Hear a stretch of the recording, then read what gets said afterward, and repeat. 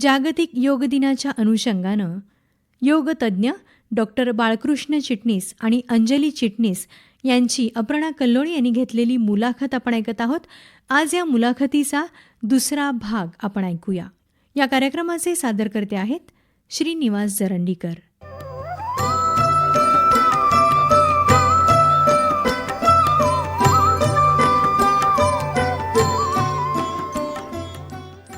म्हणजे वशित्व, अणिमा, गरिमा, लघिमा असे 8 सिद्धी आहेत.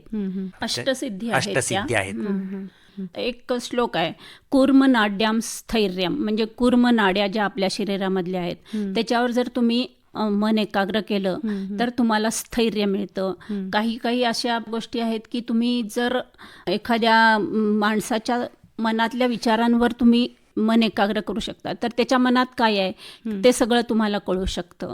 अशा सिद्धी त्यांनी सांगितलेल्या विचारांवर आपलं कंट्रोल. प्रत्येक वेगवेगळ्या बऱ्याच सिद्धी सांगितलेल्या आहेत. हत्तीसारख्या बलाढ्य प्राण्यांवर सुद्धा तुम्ही प्रभुत्व तुम्ही त्यांच्या प्राप्त करू शकता असं सांगितलेलं आहे ह्या विभूतीपादामध्ये. आणि कैवल्यपादामध्ये परत समाधीचं सांगितले. समाधी योगाची ताकद थोडक्यात इथं सांगितलेली आहे यामधून. तर आजकालची ही धावपळीची जीवनशैली आहे, त्याच्यामध्ये अनेक रोगांना आपल्याला आता सामोरं जावं लागतं आणि हे रोग बऱ्याच वेळा आपल्या जीवनशैलीच्या मुळेच आपल्याला होत आहेत. आणि हे सगळं करत असताना योग यासाठी कसा उपयोगाचा आहे. आणि आजकाल पाठदुखी, कंबरदुखीची समस्या तर प्रत्येकाला आहे, तर यावरती योगाचा कसा काय उपयोग होऊ शकतो. आत्ताच्या 21व्या शतकामध्ये काय की मनुष्य एकाच वेळेला अनेक कामं करतो. त्यामुळं काय होतं की बऱ्याच वेळेला ताण निर्माण होतो. ताण निर्माण झाला की त्याचा परिणाम हा शरीरातल्या प्रत्येक यंत्रणेवर होतो. म्हणजे ताण निर्माण झाला की पहिला मेंदूकडनं संदेश जातो आहे आणि मेंदूकडनं संदेश गेल्यानंतर शरीरामध्ये सगळे हार्मोन्स बदल व्हायला लागतात. आता साधं जरी एखाद्या वेळेला समोर एखादा रस्त्याने चाललो आहे आपण, ज्या वेळेला चाललो आहे तर त्यावेळेला समजा रस्त्यामध्ये आपल्याला एखादा साप आडवा आला, कळलं का नाही, आडवा आल्यासारखा दिसला, प्रत्यक्षात साप नाही आहे, तरीही ती यंत्रणा शरीरातली जी बदल होतो ती म्हणजे इतर यंत्रणेपेक्षा इतकी प्रभाव आणि इतकी लवकर येते की अशा वेळेला एकदम डोळे मोठे होतात, भुबळं मोठं होतात, तिथं पोटामध्ये काय होऊ नये म्हणून लघवीला लागते, शौचाला लागते, हे सगळे परिणाम आपोआप होतात घाबरल्यामुळे. मग हे हृदयाची गती वाढते, श्वसनाची गती वाढते. म्हणून हा जो ताण आहे ह्या ताणामुळे शरीर यंत्रणेवर परिणाम होतो. मग हे शरीर यंत्रणेवर आपल्याला योगातनं काय शिकायचं आहे, समोर आलेली जी गोष्ट आहे ती शांत चित्ताने पहिला खरं आहे का खोटं आहे, बरोबर आहे ना, हे बघण्याचं जी काय आहे. आणि त्यामध्ये कसं आहे, एक पळून तर जावं लागतं, नाही त्याच्याबरोबर आपल्याला काहीतरी त्याच्यावर म्हणजे युद्ध केलं पाहिजे, मारलं तर त्याला पाहिजे, काहीतरी केलं पाहिजे. अशा वेळेला आपल्याला की योगाभ्यास हा अतिशय उपयोग पडतो. कसा उपयोग पडतोय तर एक म्हणजे आपण पहिल्यांदा व्याधी होतात कशा करता हा एक प्रश्न आहे. व्याधी कशा करता, एक म्हणजे शरीराकडं दुर्लक्ष होतं, म्हणजे आपण शरीरासाठी काहीच करत नाही. दुसरं म्हणजे आहारावर आपलं कुठलंही नियंत्रण नाही. तिसरं की बाबा आपण विश्रांती म्हणजे किती घ्यायची, विश्रांती झोप किती घ्यायची, हे सगळं एक आपलं दिनचर्या ठरलेली आहे. बैठी जीवनशैली आहे. ऑफिसमध्ये 8 तास बसून काम केलं जातं, तिथून इतकं काम असतं की उठायला पण वेळ मिळत नाही. अशा वेळी शारीरिक व्यायाम आणि शारीरिक हालचाल ही शून्य होऊन जाते. ऑफिसमध्ये बसणं किंवा शरीराकडं दुर्लक्ष होणं, याच्या वेळेला आपला जो पाठीचा कणा आहे तो पाठीचा कण्याला 3 बाक आहेत आपल्या, नैसर्गिक बाक. हे बाक नैसर्गिक ठेवणं, आणि याच्यासाठी ऋषीमुनीने काय केलंय की या पाठीच्या कण्याला म्हणजे ते काय म्हणतात की 66% स्नायू जवळजवळ आता विज्ञानशास्त्रामध्ये सांगितले 66% स्नायू पाठीच्या भागात आहेत. मग पाठदुखी का होते की या एक म्हणजे पाठीचा कमी वापर, पाठीचा चुकीचा वापर, पाठीचा जास्त वापर, याच्यामुळे पाठदुखी होते. दुसरं म्हणजे या पाठदुखीसाठी म्हणून योगाच्या अभ्यासामध्ये आसनं आहेत, म्हणजे पाठीच्या कण्याची लवचिकता वाढवण्यासाठी की तुम्हाला पाठीच्या कण्याला पुढच्या दिशेला वळवणारी आसनं, पाठीच्या कण्याला मागच्या दिशेला वळवणारी आसनं, पाठीच्या कण्याला बाजूला म्हणजे ट्विस्ट करणारी आसनं, पाठीच्या कण्या वरच्या दिशेला खेच देणारी आसनं, जेणेकरून हा पाठीचा कणा जो आहे तो लवचिक राहावा आणि यातून 2 मणक्यामध्ये जी चकती गादी आहे त्याच्यातून जाणारा जो मज्जारज्जू आहे, त्याची मुळाशी असणारी मज्जातंतू आहेत, ह्या मज्जातंतूला ताज्या रक्ताचा एकदा चांगला पुरवठा झाला की या पाठीच्या कण्यामार्फत संपूर्ण आरोग्याचं संवर्धन होतंय. कारण साधी आपली कवटी जी आपण बसलोय आता 7 ते 8 किलो वजन आहे. हो हो आणि शास्त्रात असं आहे की ज्या व्यक्तीचं वजन 10 किलोनी जास्त आहे त्या व्यक्तीला पाठीच्या कण्यावर 18 किलो वजन भार पडतो. बरोबर आहे. कळलं का नाही? आयडियल पेक्षा 10 किलो जास्त. हा, मग तुम्हाला या पाठदुखीसाठी तुम्हाला जे काही योगशास्त्रामध्ये सांगितलेलं आहे की आसनं जी आहेत, आता उदाहरणार्थ आसनं सांगायचे, पाठीच्या कण्याला मागच्या दिशेला वळवणारी भुजंगासन आहे, पाठीच्या कण्याला दुसरं म्हणजे धनुरासन आहे. हं, आता याचप्रमाणे तुम्हाला ह्याच्यामध्ये तुम्हाला नौकासन आहे, अर्धचक्रासन आहे. अशा प्रकारे पाठीच्या कण्याला मागच्या दिशेला, कारण दिवसभर पुढच्या दिशेला वळतो आपण, बरोबर आहे. मागं कधीच वळत नाही. बरोबर आहे. हा, याच्यासाठी ते आहे. आणि पाठीच्या कण्याला पुढच्या दिशेला वळवणारे पश्चिमोत्तानासन आहे, योग मुद्रा आहे, उपविष्ट कोणासन आहे, अनेक अशी योगशास्त्रात आसनं आहेत. आणि दुसरं ट्विस्ट करणारी म्हणजे आता शरीरामध्ये पोटाला पाठीच्या कण्याला पीळ देणारी काही आसनं आहेत. अर्धमच्छिंद्रासन आहे, वक्रासन आहे. म्हणजे या उदरसंस्थानाही त्या म्हणजे मधुमेहासाठी पण उदरसंस्थावर दाब आल्यामुळं तिथेही त्या उदरसंस्थांची कार्यक्षमता चांगली राहते. एकंदर कसं आहे, सूत्रामध्ये सांगितलंय, स्वात्मारामांनी पहिलं सूत्र असलेले हठस्य प्रथमांगत्वात आसनम पूर्वमुच्यते कुर्यात आसनम स्थैर्यम आरोग्यम चांगलागवम. स्थिरता, आरोग्य आणि लवचिकता आसनामुळे प्राप्त होतं. अगदी खरं आहे. आणि नुसतंच बैठी जीवनशैली म्हणजे ऑफिसमध्ये काम करणारे लोकच नाही, तर अभ्यास करणारे विद्यार्थी आहेत, आता स्पर्धा परीक्षा देणारे विद्यार्थी आहेत, गर्भिणी स्त्रिया आहेत, किंवा जास्त वजन असलेले सगळ्याच वयोगटातले लोक आहेत. या सगळ्यांनाच पाठदुखी आणि कंबरदुखीचा त्रास होतो. तर या सगळ्याच लोकांसाठी योगाभ्यास हा जास्त महत्त्वाचा आहे आणि त्यानं ही पाठदुखी आणि कंबरदुखी नक्कीच कमी होऊ शकेल असं मला वाटतं तुमच्या सांगण्यावरून. तर मॅडम, स्त्रियांच्या जीवनात पण अनेक स्थित्यांतर येत असतात. एका ठराविक वयाच्या टप्प्यानंतर स्त्रियांमधला शारीरिक बदल, त्यांचा मानसिक बदल, हार्मोनल बदल हे होत असतात. तर अशावेळी योगाभ्यास त्यांच्यासाठी कसा का उपयोगी पडू शकतो? आता लहानपणी म्हणजे 8 ते 10 वर्षापर्यंत मैदानी खेळ वगैरे खेळतात मुलं मुली, त्यामुळे त्या दिवसात काही योगाभ्यास केलाच पाहिजे असं नाही. पण 8-10 वर्षानंतर जेव्हा अभ्यासाचा ताण वाढायला लागतो त्यावेळेला मन एकाग्र व्हायला पाहिजे अभ्यासात, आणि लक्षात राहणे किंवा स्मरणशक्ती वाढणे, हे या सगळ्यासाठी योगाभ्यासामधला तुम्ही ओंकार किंवा त्राटक केलं तर त्यांना अभ्यासात खूप म्हणजे त्याचा फायदा होईल. ह्या वयात कॉन्सन्ट्रेशन वाढेल त्यांचं. आणि त्याच्यानंतर वय म्हणजे आता एक 16-17 वर्षानंतर किंवा शिक्षण पूर्ण झाल्यानंतर ज्यावेळेला नोकरी वगैरे आपण करू, आता कारण आता अर्थार्जनासाठी स्त्रिया बाहेर पडत आहेत, त्यांना घरचे आणि बाहेरचे दोन्हीचे ताण आहेत. त्यामुळे त्यांना अशा ताणामुळं मग त्यांचा चिडचिडेपणा वाढणे, हे सगळं ॲडजस्ट करण्यासाठी जी त्यांची पळापळ धावपळ होती, त्यामुळे मग अशी सांगितलं तसं फ्लाईट अँड फाईट मोड वाढतो. सगळ्या शरीरातले स्त्रावांचे म्हणजे हार्मोन्सची पातळी कमी जास्त होते आणि ती पातळी कमी जास्त झाली की आरोग्यावर परिणाम होतोच त्याचा.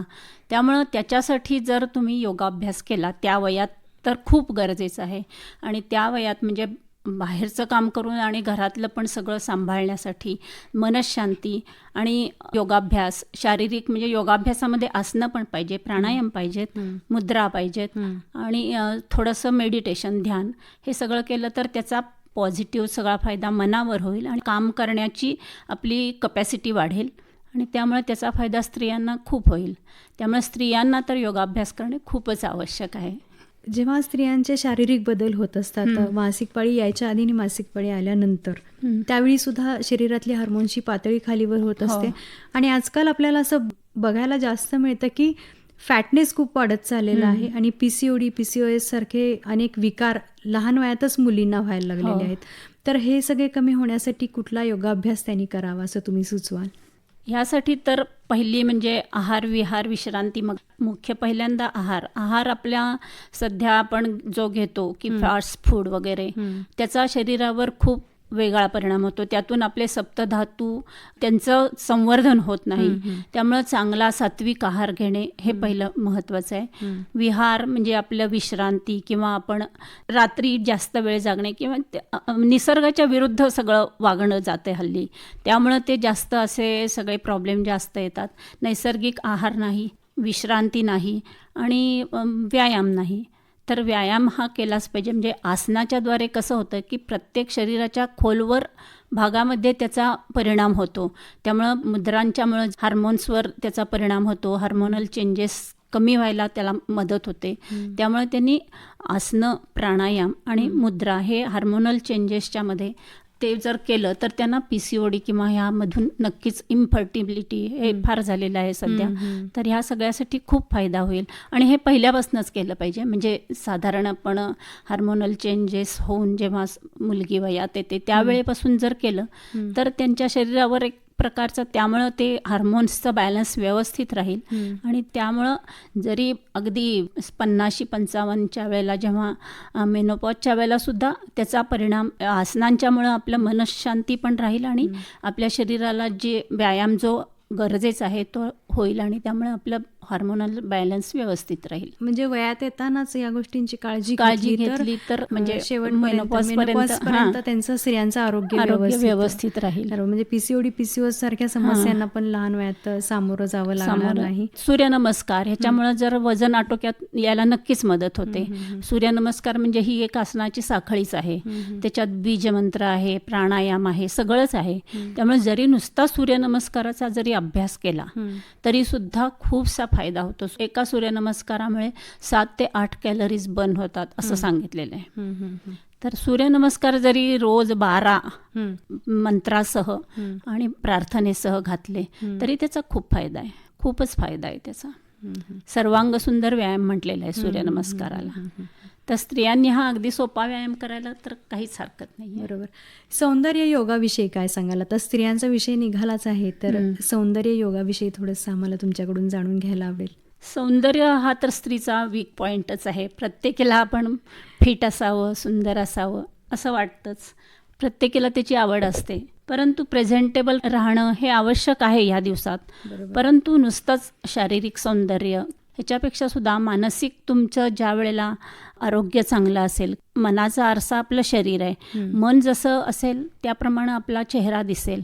त्यामुळे मन शांत राहणे, नुसतंच जर का आपण ब्युटी पार्लरमध्ये जाऊन छान म्हणजे मेकअप वगैरे केला तरी मनातून जर आपण काही दुःखी असू किंवा ताणाच्या खाली असू तर आपल्या चेहऱ्यावर ते दिसणारच आहे. ब्युटी पार्लरमध्ये जाऊन तात्पुरतं मेकअप करून मूळतः तुमचं सौंदर्य जतन करणं जास्त महत्वाचं आहे. योगाभ्यासामुळे काय करतो आपण की आपल्या मनावरचे ताण कमी करून आहे त्या गोष्टींना आपल्या सामोरं तयार होतं मन त्याला. आणि त्यामुळे आपण आपलं असं होतं की आहे ह्या गोष्टी आपण स्वीकारायच्याच आहेत. मग त्या कशा स्वीकारायच्या? आनंदानं स्वीकारायच्या का कशा म्हणजे कुरकुर करत?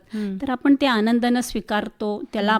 त्यामुळे आपलं मानसिक आरोग्य चांगलं राहतं. मानसिक आरोग्यामुळं शारीरिक आरोग्य.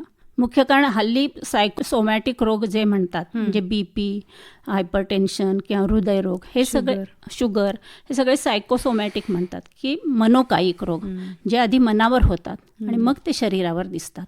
मग अशी सांगितलं तसं मनोमय कोशातनं ते प्राणमय कोशात आणि मग अन्नमय कोशावर येतात. म्हणजे शरीर त्याप्रमाणे करायला लागतं. त्यामुळे मग ते आपल्या शरीरावर आजार दिसायला लागतात. त्यामुळे जर तो मुळातनंच आजार काढायचा असेल तर मनावर आधी आपल्याला उपाय केले पाहिजेत आणि मग त्यामुळे मग आपलं शरीर व्यवस्थित राहील.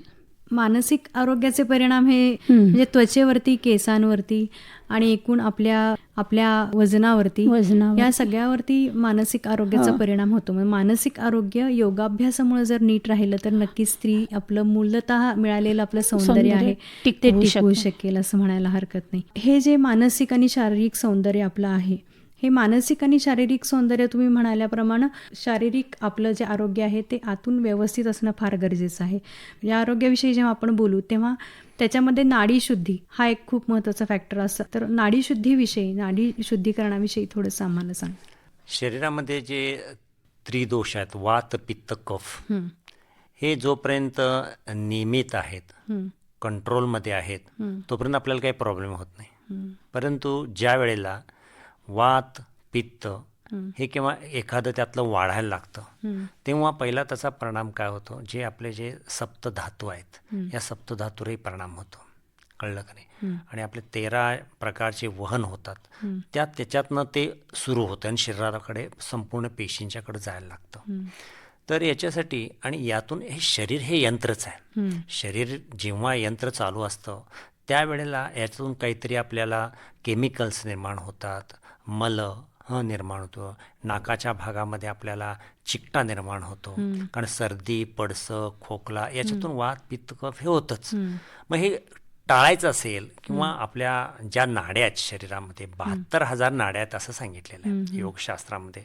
आणि याच नाड्यातून काय होतं आहे की याचा परिणाम ज्या वेळेला ताण तणाव चिंता काळज्या शरीराकडं लक्ष दिलं नाही किंवा आहाराकडं नियंत्रण नाही तर या नाड्यामधनं आपल्याला मग केमिकल्स वाढतात. नाड्यामधनं काय होतं आहे, गुठड्या तयार होतात आणि रक्त मांस संदेश इतर जे वहन होत असतं त्याला अडथळे निर्माण होतात. म्हणून हे नाडी शुद्धी करण्यासाठी म्हणून आपल्याला काय केलं पाहिजे की हा नाडीशुद्धी जो प्राणायाम आहे या वेळेला पण नाडीशुद्धी त्यात आपल्याला सूर्यनाडी आणि चंद्रनाडी डाव्या नाकपुडीने श्वास घेणं आणि उजव्या नाकपुडीने सोडणं आणि उजव्या नाकपुडीने घेणं आणि डाव्याने सोडणं अशी ती एक क्रिया आहे. कळलं का नाही? खरं म्हणायला गेलं तर याच्या अगोदर घेरड मुनीने हे आपल्याला शरीर शुद्धीसाठी नाडी शुद्धी जी आहे त्याच्यासाठी सगळ्यांना पहिल्यांदा क्रिया सांगितल्या, षटक्रिया. दौती बस्ती नेती लवलकी त्राटक कपालभाती. ते काय म्हणतात, तुम्ही बाहेरून मस्त सुंदर आहात पण अन्ननलिकेपासून गुदस्थानापर्यंत अंतरयात्रा जी आहे अन्नाची तिथं स्वच्छता पाहिजे आणि ते शुद्ध होण्यासाठी काही क्रिया आहेत. आता उदाहरणार्थ बाबा तुम्हाला पित्त झालंय तर तुम्हाला नाडी शुद्धी करून त्याचा उपयोग होईल, परंतु त्याच्यासाठी तुम्हाला वमन केलं पाहिजे, धौती करून ते पित्त बाहेर काढलं पाहिजे. अशा काही क्रिया आहेत योगशास्त्रामध्ये. आणि तुमचं सगळं वात पित्त कफ जरा व्यवस्थित आहे. नाडी शुद्धीनं काय होतं की या सगळ्यात महत्त्वाचं की शरीर हे आपल्या पेशीपासून बनलेलं आहे. प्रत्येक पेशीला आपल्याला प्राणशक्ती ऊर्जा पोचवली पाहिजे. त्याच्यासाठी आपल्याला ज्या मार्गातून आपण हे सगळं पोचवलं जातो तो मार्ग मोकळा पाहिजे. तिथं ट्रॅफिक जर जास्त झाला तर तिथंपर्यंत पुढच्या ह्याला काय आपल्याला पेशीपर्यंत ऊर्जा पोचणार नाही, प्राणवायूचा पुरवठा होणार नाही, प्राणशक्ती तिथंपर्यंत जाणार नाही. तर मग पेशी मलून राहतील आणि त्यामुळं काय होतील, शरीर वीक होईल. मग त्यामुळेच बऱ्याच वेळेला लोकांना अशक्तपणा वाटतो, पायाला गोळे येणे, मांड्याला गोळे येणे, असं म्हणजे अस्वस्थता वाटणे हे होतं. म्हणून नाडीशुद्धी प्राणायाम हा पहिल्यांदा प्राणायाम करण्यापूर्वी नाडीशुद्धी करा, मग प्राणायामाकडे जायचं. अच्छा, म्हणजे आधी मार्ग रिकामा करा आणि मग त्यातून तुम्ही प्राणवायू सोडा. मग पहिल्यांदा तुम्ही नाडीशुद्धी केली, नाड्या मोकळ्या झाला की नाड्यातून रक्तवहन, मांसवहन, संदेश वहन, आज्ञा वहन हे सगळं वहन सुरू होतं. मग त्यासाठी नाडी आपल्याला शुद्ध पाहिजे. नाडी जर शुद्ध मलानी जर भरल्या असतील तर आपल्याला पुढच्या म्हणजे ज्या काही प्रक्रिया आहेत वहनाच्या यामध्ये अनेक अडथळे येतील. म्हणून पहिल्यांदा नाडी शुद्धी करा आणि मग पुढचे जे काही प्राणायाम आहेत सूर्यभेदन, उज्जायी, सितकारी, शीतली, भस्त्रिका, भ्रामरी, मूर्छा ही सगळं प्लाविनी हे 8 कुंभक प्राणायाम आहेत. हे कुंभक सगळे हठयोगामध्ये जे सांगितलेले आहेत स्वात्मारामाने आणि घेरणमुनीने हे जे प्राणायाम आहेत हे कुंभक सहित आणि तुम्हाला बंदासहित करायला सांगितले आहेत. परंतु आजकाल बंद आणि हे कुंभक जास्त का करत नाहीत लोक. करायचं नाही आहे, कारण बऱ्याच लोकांना हायपर टेन्शन आहे, BP आहे, हृदयरोग आहे. मग वशिष्ठांचे जे आहेत प्राणायाम म्हणजे नुसतं पूरक रेचक म्हणजे श्वास घेणं आणि सोडणं हेच करायचं आहे. आणि त्याच्याबरोबर तुम्ही प्राणायाम करत असताना उदाहरणार्थ तुम्ही त्याच्याबरोबर प्राणधारणा करायला सांगितले. प्राणधारणा म्हणजे काय, तुम्ही आता डाव्या नाकपुडीने श्वास घेताय, डाव्या नाकपुडीने श्वास घेताना हा श्वास त्याच्याबरोबर या विश्वातील प्राणशक्ती आपण घेत आहे आणि ती प्राणशक्ती जी आहे हा श्वास हा नाकपुड्यातून आतल्या बाजूने श्वास नलिकेतून श्वास वाहिन्यातून फुफ्फुसापर्यंत तिथं वायू कोशापर्यंत चालला आहे ही तुम्हाला जाणीव ठेवायची आहे. तो मार्गावर तुम्हाला जाणीव संवेदनशील होऊन ती प्राणाची स्पंदनं जाणायची आहेत. आणि श्वास सोडत असताना दुसऱ्या नाकपुडीने माझ्या शारीरिक व्याधी ताण तणाव मी बाहेर टाकत आहे हा भाव मनामध्ये पाहिजे, तेव्हा तुमची नाडीशुद्धी होणार आहे. तेव्हा नाडीशुद्धी करून मग तुम्हाला पुढचे प्राणायाम जे आहेत ते प्राणायाम आपल्याला करता येतील. आणि सगळ्यात महत्त्वाचं की हे प्राणायाम जे आहेत सगळ्यात म्हणजे फायदा तर अधिक आहे की आपले श्वास धारण करण्याची जी कुवत आहे, म्हणजे आपण सध्या नैसर्गिक किती घेतो, 500 cc घेतो हवा. 500 cc मध्ये आपल्याला 150 cc आपण गळ्यामध्ये डेड स्पेसमध्येच आपली अडकून राहते. परंतु आपली किती आहे म्हणजे 4000 ते 5000 cc हवा धारण करण्याची, श्वास धारण करण्याची आपली कुवत आहे, क्षमता आहे.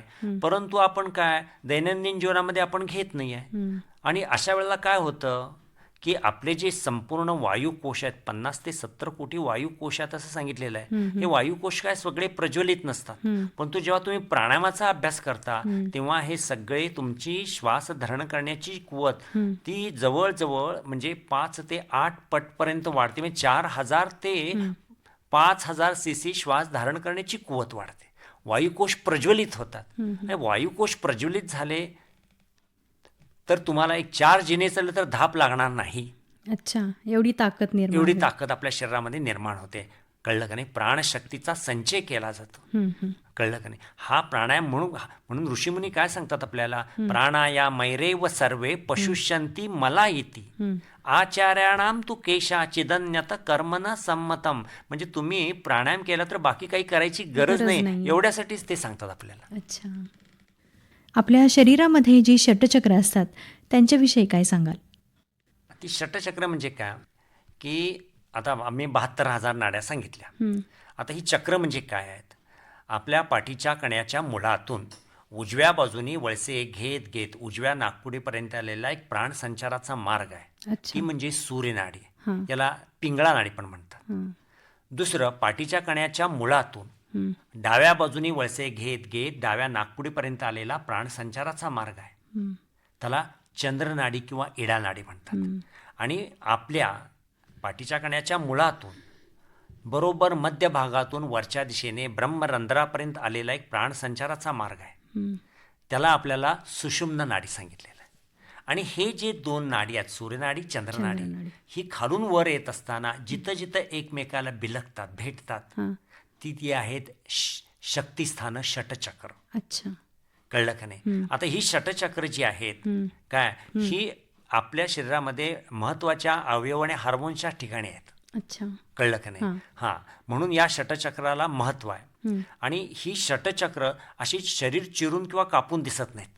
तसा भाव शरीरामध्ये निर्माण करायला सांगितला आहे, तो भाव निर्माण करायचा आहे. ही चक्र कशी आहेत? आपल्या गुदस्थानाच्या आतल्या बाजूला, शिवणीच्या आतल्या बाजूला मूलाधार चक्र आहे. त्या मूलाधार चक्रावर 4 पाकळ्याच आहेत.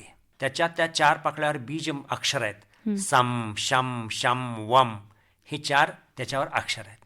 त्याच्यावर 2 बोटं आणि बेंबीच्या खाली 5 बोटं स्वादिष्टान चक्र आहे. हे स्वादिष्टान चक्र 6 अक्षराचं आहे, बीज अक्षराचं आहे. त्याच्यामध्ये बम, भम, मम, यम, रम, लम हे बीज अक्षर आहेत. त्यानंतर बेंबीच्या मागच्या बाजूला मणिपूर चक्र आहे. त्या मणिपूर जे चक्र आहे अतिशय महत्वाचा, इथं प्राणाचा साठा केला जातोय असं म्हणलं जातं. आणि जे ते चक्र आहेत त्याच्या आजूबाजूचे ज्या संस्था, आता उदर संस्था बऱ्याच वेळेला याच्या अधिपत्याखाली आहेत. आणि हे मणिपूर जे चक्र आहे, या चक्राच्या ठिकाणी तम, थम, दम, धम, नम, पम, फम, डम, ढम, नम 10 पाकळ्यांचं हे चक्र आहे. अच्छा, त्यानंतर बेंबीच्या वर गेलं की हृदयाच्या मागच्या बाजूला हृदय चक्र आहे. कळलं का? त्याला अनाहत चक्र म्हणतात. हे अनाहत चक्र जे आहे त्याच्यावर आपलं हृदय अवलंबून आहे असं सांगतात की या चक्रात जर बिघाड झाले तर हृदयविकार होतो, फुफ्फुसामध्ये पाणी होतं. तर हे जे चक्र आहे, हृदय चक्र किंवा आपण अनाहत चक्र म्हणतो, याच्यावर कम, खम, गम, घम, यम, चम, छम, जम, झम, ngंग, टन, ठण हे बीज मंत्र आहेत. अच्छा, म्हणजे बीजाक्षर आहेत. आता कंठाच्या ठिकाणी एक विशुद्धी चिका, हे जरी मंत्र म्हणजे बीज मंत्र तर तुमच्या थायरॉइड आणि पॅराथायरॉइड ग्रंथीवर परिणाम होतो. उदाहरणार्थ लहानपणापासून पहिल्यांदा आपल्याला तेच शिकवतात शाळेमध्ये, अ आ इ ई उ ऊ रू रू लू लू ए ऐ ओ औ अम आहा 16 पाकळ्यांचं हिथं कंठाच्या ठिकाणी विशुद्धी चक्र आहे. अच्छा, आणि 2 भुवयाच्या मध्ये हिथं आज्ञा चक्र आहे. हिथं 2च आपल्याला बीज मंत्रात हम आणि क्षम पिट्युटरी ग्रंथीवर परिणाम करतो. आणि टाळूच्या ठिकाणी सहस्रार चक्र आहे, हजारो पाकळ्यांचं चक्र आहे ते. तिथं फक्त ओंकाराचा उच्चार केला की त्याच्यावर जास्त परिणाम होतो असं म्हणलेलं आहे. असं हे षटचक्र खालून वर म्हणजे आपल्या शरीरामध्ये आहे. आणि ते हल्ली या जगामध्ये षटचक्राचं ध्यान हे फार आता सगळीकडे प्रभावी झालेलं आहे. बरोबर आहे. हा, आणि हे बीज मंत्राच्या साह्यानं तुम्ही तिथं जर स्पंदनं, उदाहरणार्थ आता कसं आहे की लहान मुलं कुठल्याही पृथ्वीवर जरी गेलं, ते लहान 2 वर्षाचं जर बाळ असेल तर त्याला आई शू किंवा शी करताना श हा शब्द केला जातो. त्याच वेळेला तेच जे आहे सम शम शम हेच आहे. त्याच्यामुळं हे जे आहे प्रत्येक चक्रावर ह्या बीज मंत्राचा मात्र परिणाम होतो, त्या तिथल्या अवयवावर परिणाम होतो. आणि त्यातून त्याचं आरोग्य सगळ्यात म्हणजे मन शांत होतो. म्हणून त्याच्यासाठी हे चक्र ध्यान म्हणून फार प्रसिद्ध झालेलं आहे सध्या. आपोआप जसं मनामध्ये भाव निर्माण केला जाईल तसं तुम्ही त्या स्थितीमध्ये जाल, त्याप्रमाणे ते चक्र निर्माण होते. तुम्हाला शरीर कापून तुम्हाला दिसणार नाही. ते बीज मंत्र म्हणून ती जागृत केली जातात. आणि ही सगळी चक्र जागृत झाल्यानंतर जी प्राप्त होते ती उन्मनी अवस्था. म्हणजे कसली अवस्था की तुमची श्वासाची गती मंद आहे, हृदयाची गती मंद आहे, विचाराची धाव थांबलेली आहे. एक तुम्ही अशी ब्लाइंड झाला आहात, तुमचं सगळं इनपुट आउटपुट बंद झालेलं आहे. असं एक शांत तुम्हाला उन्मनी अवस्था असं म्हणतात त्याला, ती अवस्था प्राप्त होते. आणि हाच ताणतणावासाठी उपयोग असतं. कळलं का नाही? ही अवस्थाच ताणतणावामुळे काय होतं, हृदयाचे ठोके 72 वरनं जातात 90 वर. बरोबर. श्वसनाची गती 15 वरनं जाते 25 वर. मग ह्याच्यामध्ये उलटं होतंय. हे जेव्हा ध्यान लागतंय तेव्हा आपले हृदयाचे ठोके 72 वरनं 50-55 वर येतात. हे म्हणजे आम्ही आता करताना आम्ही ऑब्झर्व केलेलं आहे. रोज असं क्लासमध्ये आम्ही बघतो, आम्ही घड्याळ किती ठोके होतात. आमच्याकडे एक डॉक्टर लिमे म्हणून पण आहेत, मेडिटेशन झाल्यानंतर त्यांचे 55 वर येतात. म्हणजे स्वतः आम्ही बघतोय तिथं. हे दीर्घायुष्याचं रहस्य पण आहे असं म्हणायला हरकत नाही. जेवढे आपण श्वास कमी घेऊ तेवढे आपले श्वास वाचतात आणि आपलं आयुष्य वाढतं. त्यामुळं ही चक्र जागृत करणं आणि यामधून दीर्घायुष्याची प्राप्ती करून घेणं हेही एक उद्देश असू शकतो. म्हणजे योगशास्त्रामध्ये एक सांगितलंय, मंद श्वास दीर्घवास. हत्ती आणि कासव उदाहरणच दिलेलं आहे. बरोबर आहे. हे जास्त त्यांना आयुष्य आहे. परंतु कुत्रा हे ते श्वासाची गती वाढलेली असते काय, म्हणून ते 15 ते 17 वर्षे जगतं. बरोबर. म्हणजे मनुष्याचं पण असंच आहे. तुमची श्वासाची गती म्हणजेच काय, तुम्ही ताणतणावापासून मुक्त राहा, शांत राहा, तुमची श्वासाची गती मंद होईल आणि तुम्ही तुमचं दीर्घायुष्य प्राप्त व्हाल. माणसाचे श्वास ठरलेलेच आहेत, तो कमी करणे किंवा जास्त करणे तुमच्या हातात आहे. अगदी बरोबर आहे. चले वाते चलम चित्तम निश्चले निश्चलम भवेत योगी स्थाणुत्वम आपनोती ततो वायुम निरोधयेत असं सांगितलंय. जेव्हा श्वास चालतो तेव्हा आपलं मनही चालतं. जेव्हा मन शांत असतं तेव्हा श्वास कमी होतो, म्हणजे श्वासाची गती कमी होते. म्हणून तुम्ही प्राणायाम करा, श्वासावर कंट्रोल करा असं सांगितलेलं आहे. नक्कीच डॉक्टर, तुम्ही आणि अंजली मॅडम आमच्या स्टुडिओमध्ये आलात आणि योग दिनाच्या निमित्तानं आमच्या श्रोत्यांना योग आणि आरोग्य याविषयी विस्तृत माहिती दिली. त्याबद्दल आकाशवाणीतर्फे आणि सगळ्या श्रोत्यांतर्फे मी तुमचे आभार मानते. तुम्ही सांगितलेल्या माहितीमधून आमच्या श्रोत्यांना नक्कीच खूप फायदा होईल आणि अनेक जण योगाभ्यासाकडे वळतील आणि एक निरामय आणि तंदुरुस्त जीवन जगतील यात शंका नाही. धन्यवाद. हरि ओम.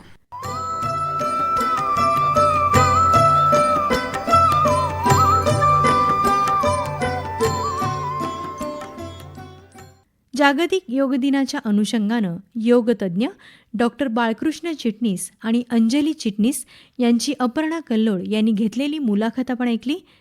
आज या मुलाखतीचा दुसरा आणि अंतिम भाग आम्ही प्रसारित केला.